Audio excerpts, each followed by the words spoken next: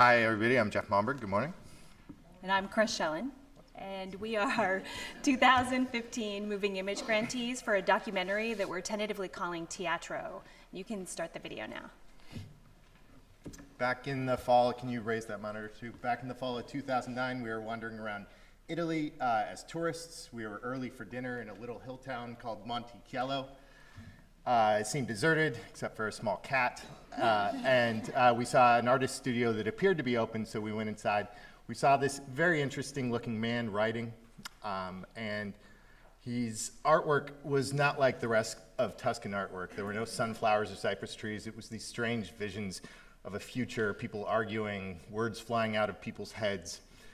And even more than his artwork, we were fascinated by this man and what he was scribbling, and we wondered what secret he had. So the man's name is Andrea Cresti, and he's more than just an artist. He's actually a writer and a director of a really unusual theater. For the past 50 years, his entire town, has dealt with their communal issues by turning them into a play that the entire town writes and performs in their central piazza in front of an audience. It's called Teatro Povero, Poor Theater. It was started back in the 1960s by poor farmers in the area who were trying to find their voice. And they've used it to talk about an incredible array of issues that no one else was talking about. Like, for instance, a freak coincidence that saved their entire village from being massacred by Nazis in World War II. And the women's movement finding its way into farmhouses. And wealthy foreigners finding their way into Tuscany and remodeling it into a Disneyland of wine and cheese. So somehow we convinced the town that it would be a great idea for two Americans who didn't speak Italian yet to document their entire story for the first time. And we arrived before all the bales of hay and everything you associate with Tuscany, the sunflowers and the people taking photos of laundry in the piazzas. When we got there, it was freezing cold, and the village was deserted. The villagers just started to emerge from their houses, and they gathered together in this central meeting space to start to talk about the issues that would form their summer play. And this is a scene from that very first meeting.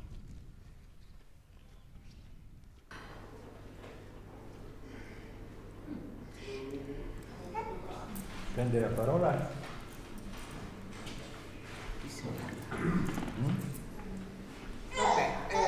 Io non so mai stare zitta. Oggi la guerra economica, il crollo, la crisi, la fine dell'illusione dell'arricchimento per tutti è un momento difficile, però vorrei imparare qualcosa di nuovo per andare avanti. E secondo me sono 3 o 4 anni, anche 5. Cioè, tutti i giorni confrontarsi con i problemi, vedendo la crisi, e che i nostri governanti dicono che è finita, non c'è chi ci crede. Io no, io per primo no. Anzi. Ma si fanno pensieri anche positivi e a livello utopico uno dice questa è la società che vorrei sotto vari aspetti? Oppure ci si imparanoia e basta, è la fine del mondo, è la fine del mondo. La fine del mondo l'hanno detto da che c'è il mondo, cioè ogni tanto c'è la fine del mondo. Perché io anche ho certi ragazzi, i miei pensieri, alla sera veniamo a fare lo spettacolo, io sono più contento se si fa una cosa così che se ci si mette in piazza a crearsi tutti i problemi per tutti quelli che vengono di fuori. Ve lo giuro, si fanno così la mattina e ci si divertono. No, io volevo dire una cosa che si levava. Quindi non la dico. Se si facesse lo spettacolo è proprio il popolo che si domanda che storia si racconta. Invece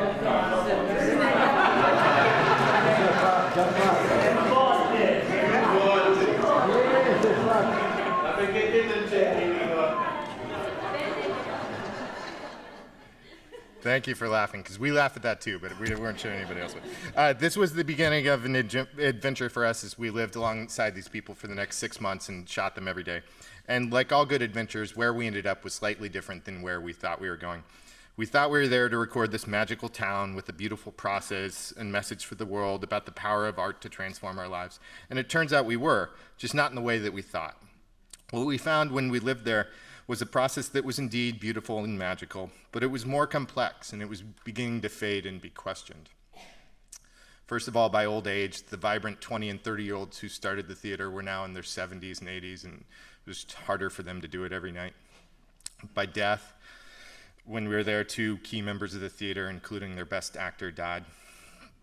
By a younger generation that seemed more comfortable and interested in their lives online than their lives on stage.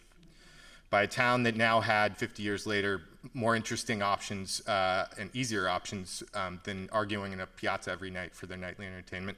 And finally, by a world that had more interest in things like wine and cheese and other parts of their culture than maybe things like art.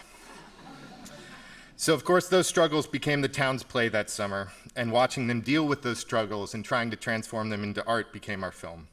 Our hope is to spark a dialogue about artistic forms of conflict resolution and also everything we're leaving behind as we all move forward. So, thank you.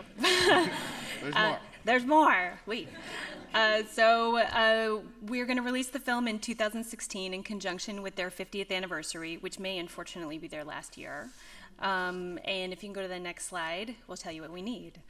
We need finishing funds to help us with music, licensing, composer, narration, and in our dream world, a live session with the Florence Philharmonic, which is surprisingly less expensive than you would think.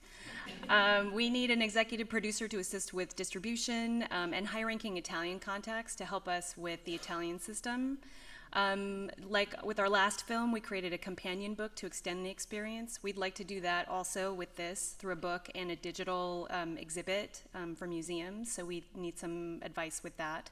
And Ruby reminded us that we have a room full of theater professionals here. So we would love to hear your feedback about the project and ideas that you may have for reaching out to your community.